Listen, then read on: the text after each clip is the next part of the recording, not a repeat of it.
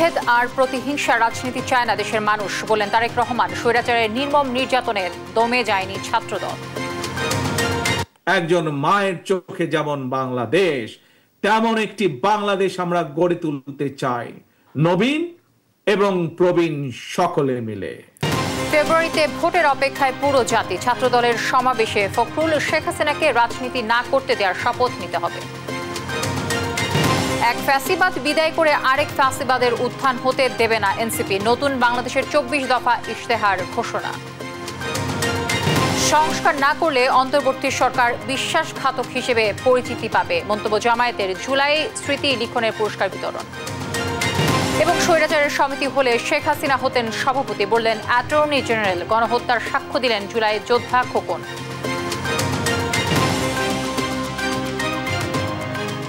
দর্শক, আমন্ত্রণ সংবাদ রাতে। শুনছিলেন শিরোনামগুলো, সঙ্গে থাকছে আমি তানজিয়া জিথি। দেশের জনগণ প্রতিশোধ বিভেদের রাজনীতি চায় না উল্লেখ করে জীবনমান উন্নয়নের রাজনীতিতে সবাইকে সক্রিয় হওয়ার আহ্বান জানিয়েছেন বিএনপির ভারপ্রাপ্ত চেয়ারম্যান তারেক রহমান। বলেন জনগণই বিএনপির সব ক্ষমতার উৎস। রোববার বিকেলে রাজধানীর শাহবাগে ছাত্রদলের সমাবেশে ভার্চুয়ালি যুক্ত হয়ে তিনি আহ্বান জানান তরুণ প্রজন্মের প্রথম ভোট ধানের শীষের পক্ষে হোক। বাকিটা জানাচ্ছেন আমাদের সহকর্মী সাইফুল রিপন। জুলাই আগস্টের গণ অভ্যুত্থানের প্রথম বর্ষপূর্তিতে রাজধানীর শাহবাগে জাতীয়তাবাদী ছাত্র দলের সমাবেশে ভার্চুয়ালি যুক্ত হন বিএনপির ভারপ্রাপ্ত চেয়ারম্যান তারেক রহমান। প্রধান অতিথির বক্তব্যে নেতাকর্মীদের উদ্দেশ্যে তারেক রহমান বলেন, সাহস ও সততার সঙ্গে এগিয়ে গেলে গণতন্ত্রকামী জনগণ বিএনপির সঙ্গেই থাকবে। বাংলাদেশের জনগণ আর বিভেদ, বিরোধ, প্রতিহিংসা, প্রতিশোধের রাজনীতি তারা চায় না। রাজনৈতিক দলগুলোকে এ কারণেই জনগণের কাছে সেভাবে জবাবদিহি করতে হবে।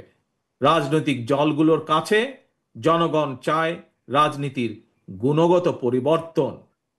সুতরাং আসো, কথামালার রাজনীতি নয়, বরং আমরা শুরু করি মানুষের জীবন মান উন্নয়নের রাজনীতি।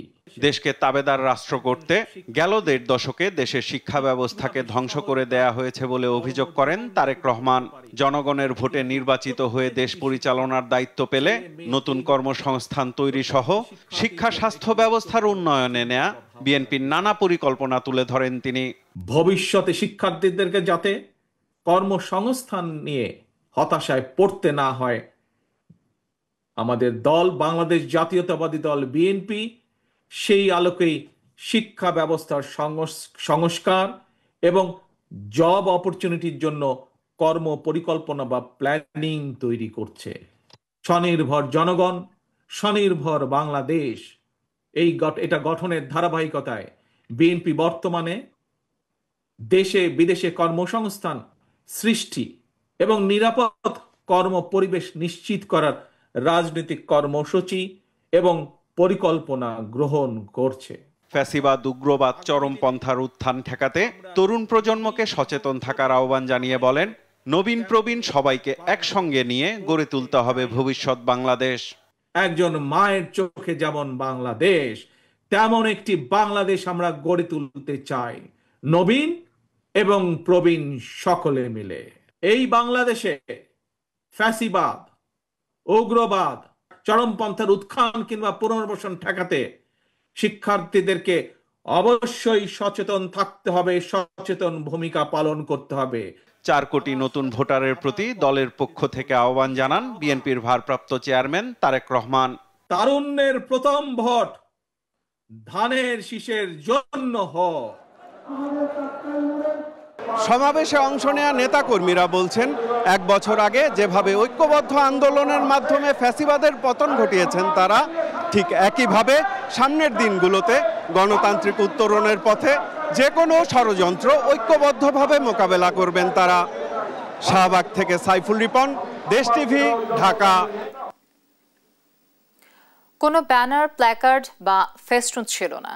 জুলাই অভ্যুত্থানের স্পিরিট ধারণ করে স্লোগান দিতে দিতে দেশের বিভিন্ন প্রান্ত থেকে শাহবাগে সমাবেশে আসেন ছাত্রদলের নেতাকর্মীরা। সমাবেশে বিএনপি মহাসচিব মির্জা ফখরুল ইসলাম আলমগীর বলেন, দেশে বিভক্তি সৃষ্টির চেষ্টা চলছে।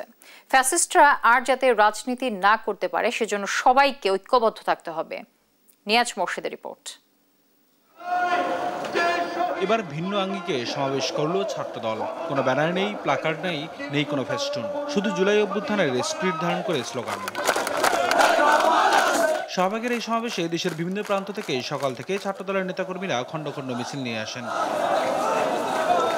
সমাবেশে যোগ দিয়ে ছাত্রদলের নেতাকর্মীরা বলেন, আগামী বাংলাদেশে যেন হয় সাম্যের বাংলাদেশ, শিক্ষাঙ্গনে যেন সহাবস্থানের রাজনীতি প্রতিষ্ঠা পায়। আমাদের মধ্যে মতভেদ রয়েছে, মতপার্থক্য রয়েছে, কিন্তু রাজনৈতিক শিষ্টাচারের জায়গাটা অত্যন্ত গুরুত্বপূর্ণ। আমরা এই সমাবেশের মাধ্যমে যারা সমালোচনা করে তাদেরকে আমরা দেখিয়ে দিতে চাই যে বাংলাদেশের সাধারণ শিক্ষার্থীরা কাদের পক্ষ রয়েছে। আগামীর বাংলাদেশ হবে সাধারণ শিক্ষার্থীদের শিক্ষার্থী বান্ধব ক্যাম্পাস তৈরি করার রাজনীতি। আমরা একা এই বিজয়কে আমরা নিজেদের করে নিতে চাই না। আমরা দেশের প্রত্যেকটি নাগরিক আমরা এই বিজয়কে উল্লাস করতে চাই। অতিথিদের বক্তব্যে সাবেক ছাত্রনেতারা বলেন, গণতন্ত্র নিয়ে এখনো ষড়যন্ত্র চলছে, তবে তাদের রুখে দিতে ছাত্রদল ঐক্যবদ্ধ আছে। তার প্রমাণ আজকের এই সমাবেশ। হাসিনার বিচারটা যদি না হয় তাহলে এই দেশের মানুষ এই জাতিকে ক্ষমা করবে না। এই ছাত্র ভাইরা অতি দ্রুত জনগণের নির্বাচিত সরকার দেখতে চায়। সমাবেশের প্রধান বক্তা বিএনপি মহাসচিব মির্জা ফখরুল ইসলাম আলমগীর বলেন, কেউ কেউ চেষ্টা করছে দেশটাকে বিভক্ত করার। আমাদের পাশের দেশে ভারতবর্ষে হাসিনা আশ্রয় নিয়েছে, তার রূপ বলেনি। সেখান থেকে সে মাঝে মাঝেই হুমকি দিচ্ছে যে তারা বাংলাদেশে আক্রমণ করবে। তা শুধু তাই নয়, এখানে তারা বিভিন্নভাবে গোলযোগ সৃষ্টি করার চেষ্টা করছে। আজকের এই সমাবেশ থেকে আমাদেরকে শপথ দিতে হবে যে আমরা কোনোদিনই আমরা হাসিনাকে আর এই দেশে রাজনীতি করার কোনো সুযোগ দিব না। সব ষড়যন্ত্রের বিরুদ্ধে সবাইকে ঐক্যবদ্ধ থাকার আহ্বান জানান মির্জা ফখরুল। বলেন, বিএনপি পারবে তরুণদের ভোটের অধিকার ফিরিয়ে দিতে। নিয়াজ মোর্শেদ, দেশ টিভি, ঢাকা। বিগত বছরের ব্যর্থতা স্বীকার করে সেকেন্ড রিপাবলিকের ঘোষণা দিয়েছেন এনসিপির আহ্বায়ক নাহিদ ইসলাম। বিকেলে কেন্দ্রীয় শহীদ মিনারে নতুন বাংলাদেশের 24 দফা ইশতেহার ঘোষণা করেন তিনি। জানান, আগামীর বাংলাদেশ হবে সমতার, বৈষম্যহীন একটি দেশ। বাংলাদেশপন্থী পররাষ্ট্রনীতি ও শক্তিশালী প্রতিরক্ষা ব্যবস্থা গড়ার প্রতিশ্রুতি দেন তিনি। আলিমুজ্জামান সাফওয়ানের রিপোর্ট। নতুন বাংলাদেশ বিনির্মাণে ঐতিহাসিক শহীদ মিনারে ছাত্র জনতার ঢল। যেখান থেকে স্বৈরাচার পতনের এক দফার ঘোষণা এসেছিল, সেখান থেকেই ঠিক এক বছর পর নতুন বাংলাদেশের ইশতেহার ঘোষণা করল এনসিপি। ঐতিহাসিক 3 আগস্ট দুপুরের পর থেকে খণ্ড খণ্ড মিছিল নিয়ে সারা দেশ থেকে আসা নেতাকর্মীরা শহীদ মিনার প্রাঙ্গণে জড়ো হতে থাকে। সমাবেশে জাতীয় নেতৃবৃন্দ বলেন, অবিলম্বে জুলাই গণহত্যার বিচার করা হবে। পাশাপাশি এনসিপির কার্যক্রম কেউ বাধাগ্রস্ত করতে চাইলে তাদেরকে রাজনৈতিকভাবেই মোকাবেলা করা হবে।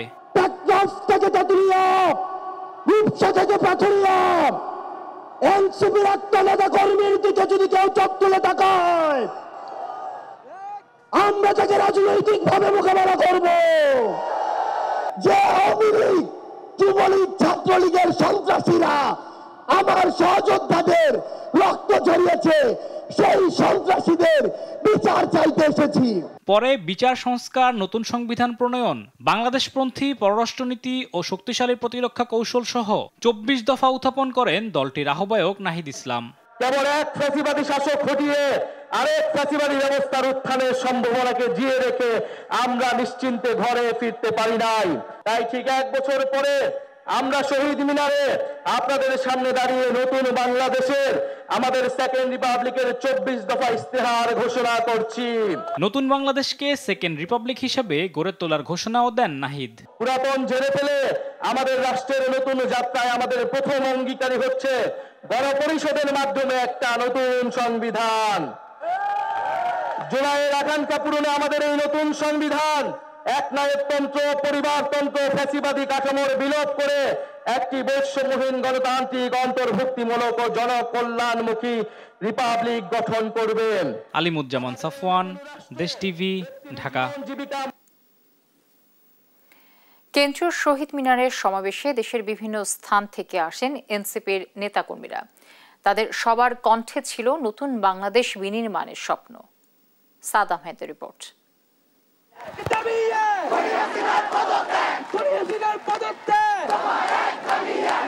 গত বছরের এই দিনেই কেন্দ্রীয় শহীদ মিনার থেকে এক দফার ঘোষণা দেন নাহিদ ইসলাম। এক বছর পর ঠিক একই জায়গা থেকে তার দল জাতীয় নাগরিক পার্টির নতুন বাংলাদেশের ইশতেহার ঘোষণা করেন তিনি। রক্তের বিনিময়ে অর্জিত আমাদের এই নতুন স্বাধীনতা কেবল সরকার পরিবর্তনের জন্য ঘটেনি। যে ব্যবস্থার মধ্যে দিয়ে ফ্যাসিবাদ কায়েম হয়, আমরা সেই ব্যবস্থার পরিবর্তন চেয়েছিলাম। নতুন বাংলাদেশের ইশতেহার ঘোষণার সমাবেশে যোগ দিতে সকাল থেকেই কেন্দ্রীয় শহীদ মিনারে ছোট ছোট মিছিলে স্লোগানে জড়ো হতে থাকেন জাতীয় নাগরিক পার্টির নেতাকর্মীরা। উপস্থিত ছিলেন জুলাই গণ অভ্যুত্থানে শহীদ ও আহত পরিবারের সদস্যরাও। বিকেল ৫টার দিকে সমাবেশস্থলে উপস্থিত হন দলটির আহ্বায়ক নাহিদ ইসলাম। তার আগমনে উচ্ছ্বাসে ফেটে পড়েন আগত নেতাকর্মীরা। এ সময় তাদের কণ্ঠে ছিল নতুন বাংলাদেশ বিনির্মাণের স্বপ্ন। তারা বলেন, বাংলাদেশের মানুষ এখন নতুন নেতৃত্ব দেখতে চায়। এনসিপি সেটা এই আন্দোলনে বিপ্লবে দেখাই দিয়েছে তারা দেশের জন্য জীবন পর্যন্ত দিতে পারে। সুতরাং দেশের জন্য যারা জীবন দিতে পারে তারা অবশ্যই দেশকে ভালো একটা দিকে নিয়ে যেতে পারবে। আমরা ওদের প্রত্যাশা যে এনসিপি দল ক্ষমতা আসুক, আমরা তাহলে নতুন একটা বাংলাদেশ পাবো। আমরা বাংলাদেশের মানুষ পরিবর্তন চাই দেখে এই 17 বছর পরে আমরা ফ্যাসিবাদ মুক্ত হতে পেরেছি। সেভাবে যদি আমরা সামনের দিকে এগিয়ে যাই, মানুষ তারুণ্যকে গ্রহণ করার জন্য মুখিয়ে আছে। নতুন বাংলাদেশের এই ইশতেহার বাস্তবায়িত হলে জুলাই শহীদ ও আহতদের আকাঙ্ক্ষার বাস্তবায়ন হবে, এমনটাই বলছেন আগত নেতাকর্মীরা। সাদ আহমেদ, দেশ টিভি, ঢাকা। রাজধানী মানিক মিয়া অ্যাভিনিউয়ে 5 অগস্ট বিকেল 5টায় উপস্থাপন করা হবে আলোচিত জুলাই ঘোষণাপত্র। এই অনুষ্ঠানে সারা দেশ থেকে ছাত্র জনতাকে আনতে 8 জোড়া বিশেষ ট্রেন ভাড়া করেছে সরকার। ট্রেনগুলোতে বিভিন্ন জেলা থেকে মানুষ দুপুরের মধ্যে ঢাকায় আসতে পারবেন এবং কর্মসূচি শেষে ফিরে যাবেন নিজ নিজ গন্তব্যে। ট্রেন ভাড়ায় ব্যয় ধরা হয়েছে প্রায় 30,46,000 টাকা, যা বহন করবে মুক্তিযুদ্ধ বিষয়ক মন্ত্রণালয়।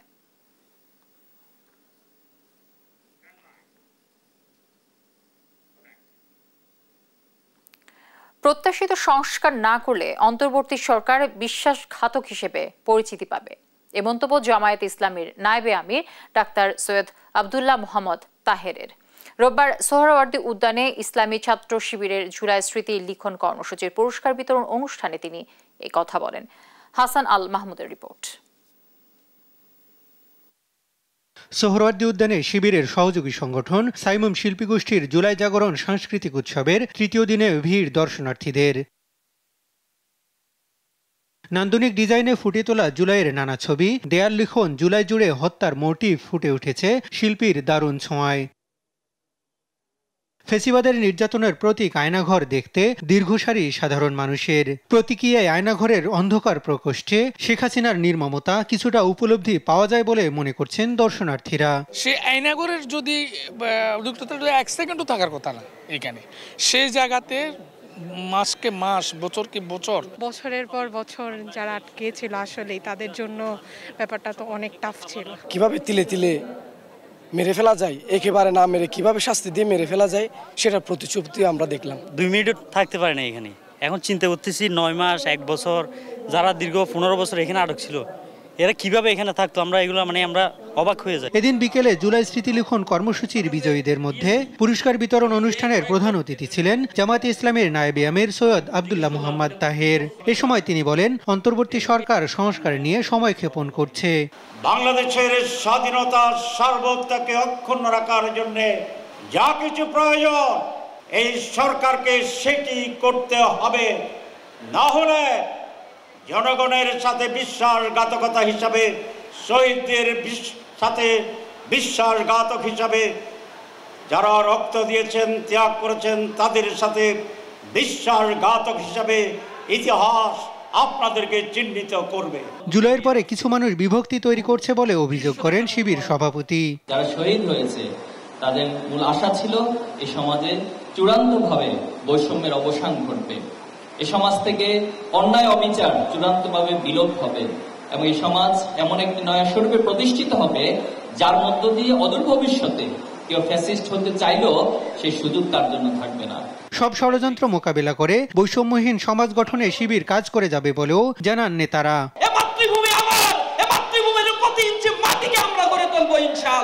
হাসান আল মাহমুদ, দেশ টিভি, ঢাকা। জুলাই জাতীয় সনদ 2025 এর প্রাথমিক খসড়ার উপর যেসব দল এখনও সাড়া দেয়নি তাদেরকে দ্রুত মতামত জানানোর তাগিদ দেন জাতীয় ঐকমত্য কমিশনের সহসভাপতি অধ্যাপক আলী রিয়াজ। রোববার জাতীয় সনদ ভবনে অবস্থিত কমিশন কার্যালয়ের সম্মেলন কক্ষে কমিশনের সদস্যদের নিয়ে এ বিষয়ে সভা হয়েছে। সভায় রাজনৈতিক দলগুলোর সঙ্গে প্রথম ও দ্বিতীয় পর্যায়ের আলোচনার যে সকল বিষয় ঐকমত্য প্রতিষ্ঠিত হয়েছে তা পর্যালোচনা করা হয়। আলী রিয়াজ বলেন, জুলাই জাতীয় সনদ 2025 প্রাথমিক খসড়ার উপর বেশিরভাগ দলই মতামত দিয়েছে, বাকি রয়েছে কয়েকটি দল।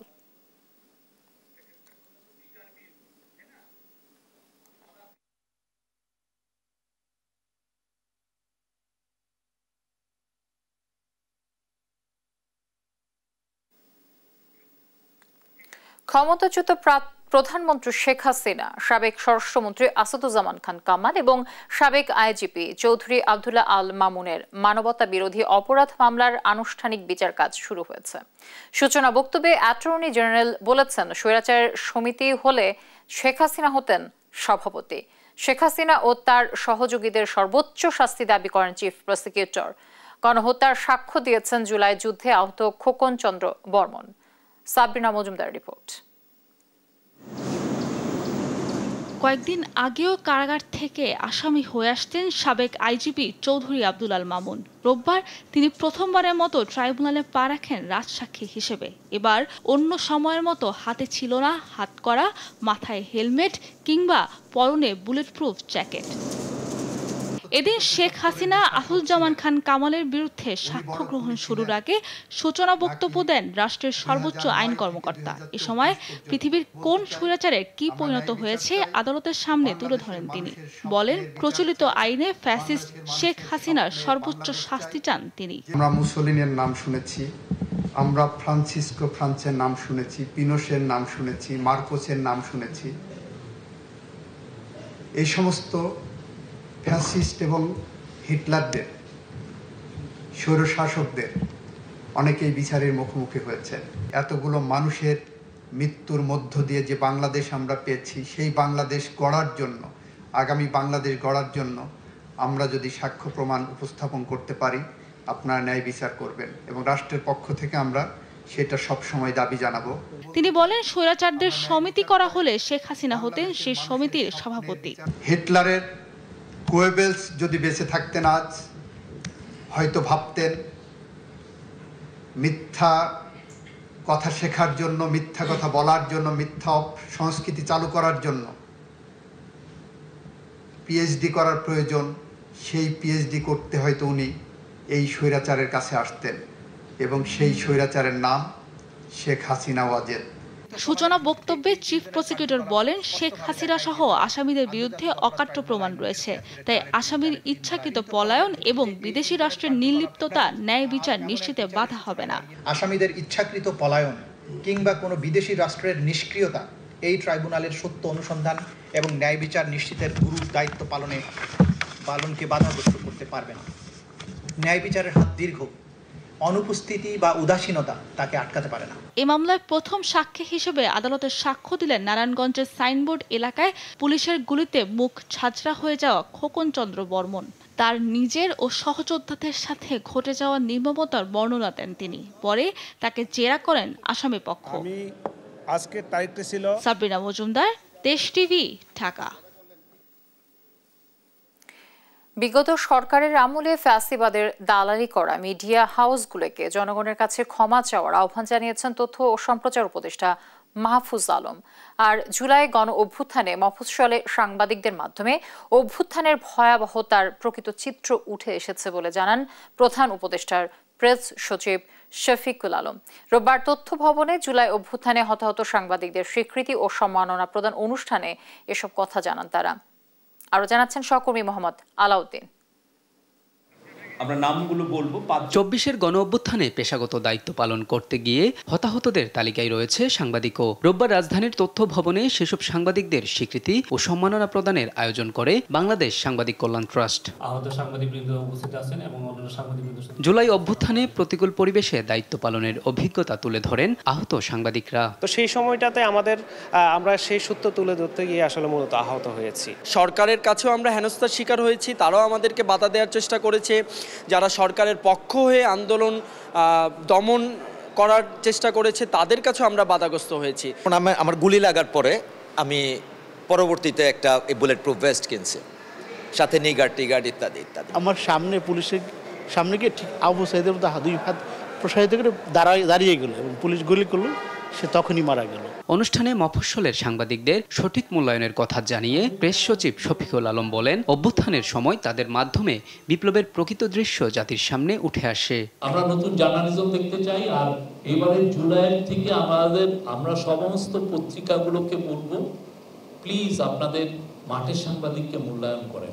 একদম মাঠের সাংবাদিক, মফস্বলের সাংবাদিক, রাস্তায় দাঁড়িয়ে যে ছবি তুলে সেই সাংবাদিক, তারা এই বিপ্লবের সাথে ছিলেন এবং বিপ্লবটা সফল হয়েছে।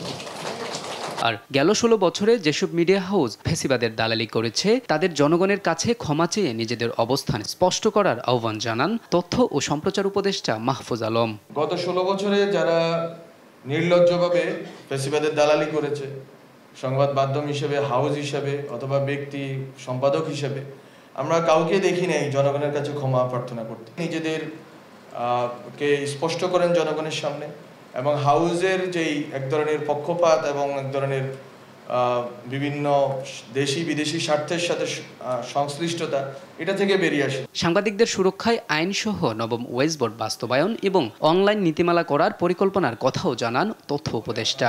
9th ওয়েজ বোর্ড বাস্তবায়নের কাজটা আমাদের সময়ে শেষ করে দিয়ে যাওয়া। মোহাম্মদ আলাউদ্দিন, দেশ টিভি, ঢাকা। দেখছেন 12 দিন পর আবারও ক্যাম্পাসে ফিরতে শুরু করেছে মাইলস্টোন স্কুল অ্যান্ড কলেজের শিক্ষার্থীরা, কিন্তু প্রাণচঞ্চল প্রাঙ্গণ শোকের ভারে নুয়ে পড়েছে। হাসি খুনসুটির আঙিনা যেন মৃত্যুর দগদগে ক্ষতের সাক্ষী। তবুও শোক কাটিয়ে উঠতে চেষ্টা করছেন শিক্ষার্থী ও শিক্ষকরা। এদিন নিহত ও আহতদের স্মরণে দোয়া মাহফিল আয়োজন করে মাইলস্টোন কর্তৃপক্ষ। 5 অগস্ট থেকে ধীরে ধীরে শ্রেণী কার্যক্রম শুরু হবে বলে জানান তারা। তন্দ্রা তারুণের রিপোর্ট। 12 দিন পর আবারও প্রিয় ক্যাম্পাসে ফিরেছে মাইলস্টোনের শিক্ষার্থীরা। তবে প্রিয় শিক্ষা প্রতিষ্ঠানে বদলে গেছে অনেক কিছুই। হাসি খুনসুটির প্রাঙ্গণ এখন শোকের দগদগে ক্ষতের জানান দিচ্ছে। চোখে মুখে হতাশা আর আফসোস, আর শোক সয়ে নেয়ার তাড়না নতুন বাস্তবতার। যে শিক্ষক অভিভাবকের চেয়েও বেশি, তাদেরও চেষ্টা গুছিয়ে ওঠার, গুছিয়ে নেয়ার। লেখাপড়ার পাশাপাশি শিক্ষার্থীদের এখন মনোবল বাড়াতে মনোযোগ দিতে হচ্ছে বেশি। এখন যখন সবাই স্কুলে আবার আসছে, সবার আবার সেই মেমোরিগুলো আবার মনে পড়ছে। যতবার কি এই যে বিল্ডিংটা আমরা দেখতে পাই ততবারই অনেক বাজে লাগছে। প্লাস যখন এই যে বিমানগুলো যাচ্ছে তখন মানে আতঙ্ক মনে হচ্ছে যেন বিল্ডিংয়ের উপর আবার পড়বে। এখন মানে নিজেদের জীবনও তো আগাতে হবে, এই জন্য আমরা ট্রাই করছি যাতে এই ট্রমা থেকে আমরা বের হতে পারি। পুরো জায়গাটাই পুড়ে গেছে, এরকম দোলনাগুলিও পুড়ে গেছে। আগের মতো ফিলিং এখন আর নাই, বাট স্কুল তো চলবে, এখন স্কুলে ক্লাস করতে হবে, এটা তো আর বন্ধ হবে না। শনিবার থেকে নিহত ও আহতদের জন্য ধাপে ধাপে দোয়া মাহফিলের আয়োজন করছে মাইলস্টোন। প্রায় 4000 শিক্ষার্থী, শিক্ষক ও স্টাফ এই দোয়ায় অংশ নেন। প্রতিষ্ঠানটি ধীরে ধীরে ক্লাসে ফেরানোর চেষ্টা করছে শিক্ষার্থীদের। 5 আগস্ট থেকে ধীরে ধীরে শ্রেণীকক্ষের কার্যক্রম শুরু হবে বলে জানিয়েছেন কর্তৃপক্ষ।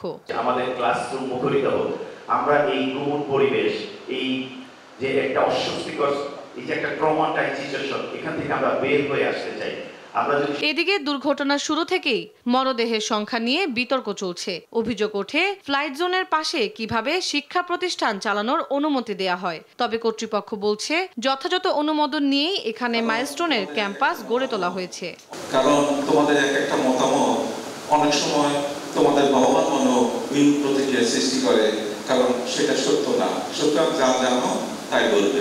গত 21 জুলাই বিধ্বস্ত হয় বিমান বাহিনীর একটি প্রশিক্ষণ যুদ্ধ বিমান। সেই ঘটনার রেশ এখনো কাটেনি এই ক্যাম্পাসের শিক্ষার্থী, শিক্ষক ও অভিভাবকদের মনে। মৃত্যুর শোক বহন করেই নতুন বাস্তবতায় ফিরছে মাইলস্টোন। তবে আকাশে ভেসে থাকা আতঙ্ক এখনো ঝরে পড়ছে প্রতিটি চোখে। তন্দ্রা তারণ্য, দেশ টিভি, ঢাকা। ভুয়া টেন্ডারে 7,500 কোটি টাকা আত্মসাৎ করে বিদেশে পাচারের অভিযোগে গাজীপুর সিটির সাবেক মেয়র জাহাঙ্গীর আলমের বিরুদ্ধে মামলা করেছে দুদক। একই সঙ্গে অবৈধ সম্পদ ও সন্দেহজনক লেনদেনে সাবেক পার্বত্য মন্ত্রী বীর বাহাদুরের বিরুদ্ধেও মামলা করেছে সংস্থাটি। ফজলা আদিত্যের রিপোর্ট। গাজীপুর সিটি কর্পোরেশনের সাবেক mayor advocate Mohammad Jahangir Alam Gazipur city কর্পোরেশনের দায়িত্বকালে নানা অনিয়মের মাধ্যমে সরকারি ও সিটি কর্পোরেশনের উন্নয়ন তহবিল থেকে অর্থ লোপাটের অভিযোগ ওঠে। এসব অভিযোগ আমলে নিয়ে অনুসন্ধান শুরু করে দুর্নীতি দমন কমিশন দুদক। অনুসন্ধানে অভিযোগের সত্যতা পায় সংস্থাটি। দুদকের মহাপরিচালক জানান, ভুয়া টেন্ডার ও বিলের মাধ্যমে 7,500 কোটি টাকা আত্মসাৎ ও বিদেশে পাচারের সত্যতা পাওয়ায় জাহাঙ্গীর আলমের বিরুদ্ধে মামলা করা হয়।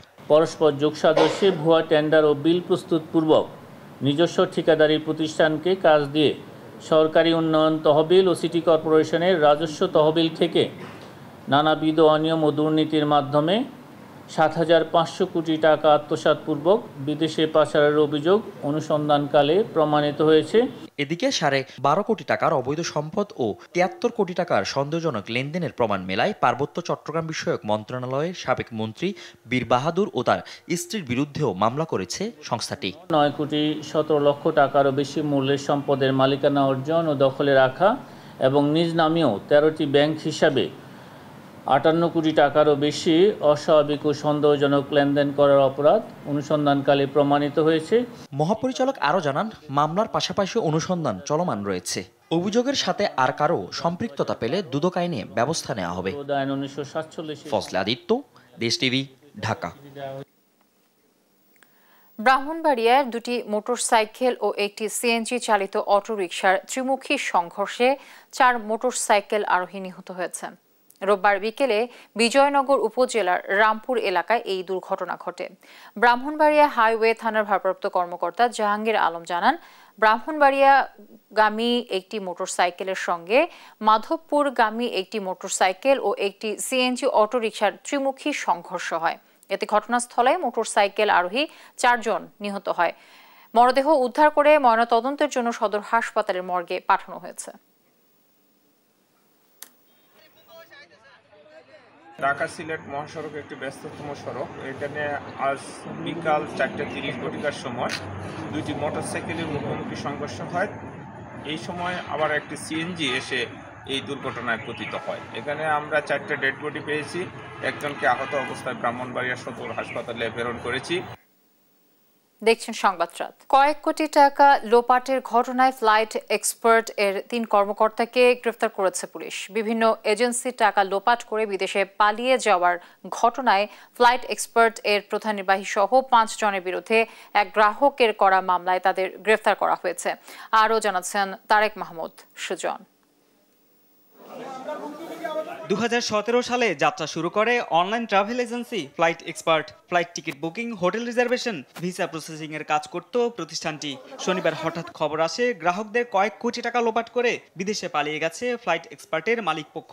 উনি একটা হোয়াটসঅ্যাপে টেক্সট দিয়ে বলে দিয়ে গেছে। এতে চরম সংকটে পড়ে প্রতিষ্ঠানটির মাধ্যমে টিকিট কাটা হাজারো গ্রাহক ও এজেন্সি। শনিবার প্রতিষ্ঠানটির মতিঝিলের কর্পোরেট অফিসে এসে বিক্ষোভ করেন তারা। যে মাদার আইটাগুলা 11% 12% তাদেরকে টিকিট দিছে, তারা কি এটার সাথে জড়িত না? প্রায় 80 লক্ষ হইতে 1 কোটি টাকার আমার ট্রানজাকশন।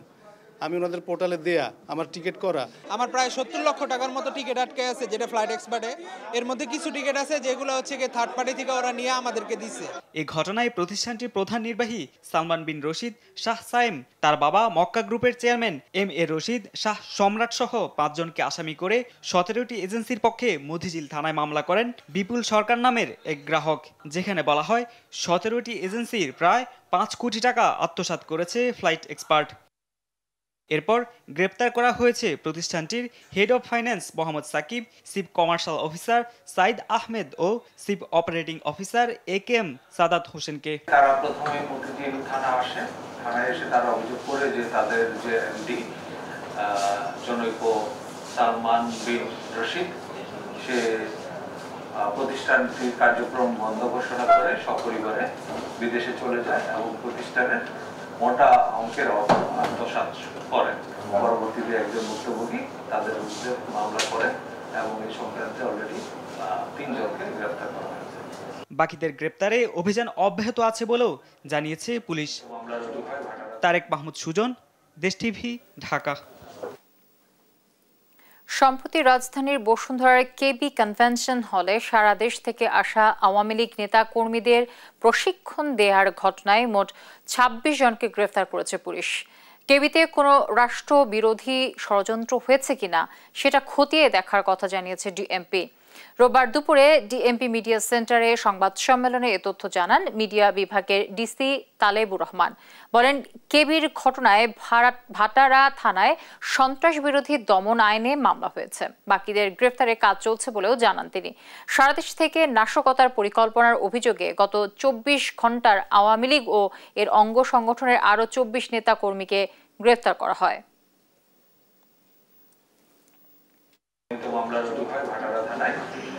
উক্ত মামলায় ইতিমধ্যে আপনারা জানেন 22 জনকে গ্রেফতার করা হয়েছে এবং মামলায় জড়িত অন্যান্য যারা আছে তাদেরকেও গ্রেফতারে আমাদের প্রচেষ্টা অব্যাহত রয়েছে। ঢাকা মহানগর ডিবি কর্তৃক 22 জন ছাড়াও দেশের বিভিন্ন জেলায় প্রত্যন্ত অঞ্চলে আরো 4 জন এই মামলায় গ্রেফতার আছেন এবং বাকি যারা আছে এই ঘটনার সাথে যারা জড়িত তাদেরকেও গ্রেফতারে আমাদের অভিযান অব্যাহত। প্রযুক্তি নির্ভর শিক্ষা কার্যক্রমের গবেষণা প্রমাণ, বাস্তব অভিজ্ঞতা এবং নীতিগত নির্দেশনা নিয়ে সমন্বিত আলোচনা প্ল্যাটফর্ম তৈরির লক্ষ্যে আন্তর্জাতিক কর্মশালা অনুষ্ঠিত হয়েছে। রোববার রাজধানীর সিরডাপ মিলনায়তনে এডটেক ফিউচার শীর্ষক দিনব্যাপী এ কর্মশালায় বাংলাদেশের শিক্ষা খাতে প্রযুক্তির উদ্ভাবনী ব্যবহার ও এর প্রভাব নিয়ে আলোচনা করা হয়। দেশ বিদেশের বিশিষ্ট শিক্ষাবিদ, গবেষক, নীতি নির্ধারক ও উন্নয়ন কর্মীরা এতে অংশ নেন। কর্মশালার প্রথম পর্বে বাংলাদেশের উপর পরিচালিত প্রযুক্তি নির্ভর শিক্ষা বিষয়ক বিভিন্ন হস্তক্ষেপমূলক ইন্টারভেনশনাল গবেষণার ফলাফল তুলে ধরেন গবেষকবৃন্দ।